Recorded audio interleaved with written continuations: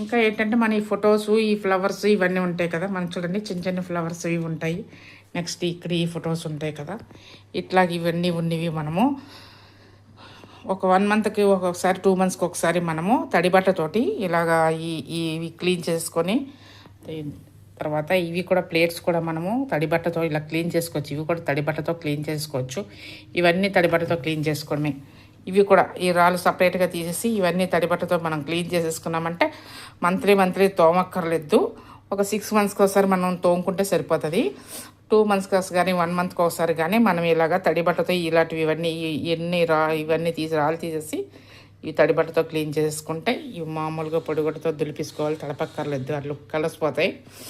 Next ఏంటంటే తడి బట్టతో clean చేసుకుంటే మనకు చాలా నీట్గా ఉంటాయి అన్నమాట. చూడండి అంత నీట్గా మనం చేసుకుంటే మన ఇల్లు అంత నీట్గా ఉంటుంది అన్నమాట. ఈ మన ఇంటికి ఎవరు వచ్చినా కూడా చాలా ఏంటి మీ ఇల్లు ఎంత అందంగా ఉందని అడుగుతుంటారు. ప్రతి ఒక్కరు చాలా నీట్గా ఉంచుకున్నారని అడుగుతారు. అలా అడిగితేనే కదా మనకి హ్యాపీగా ఉంటుంది.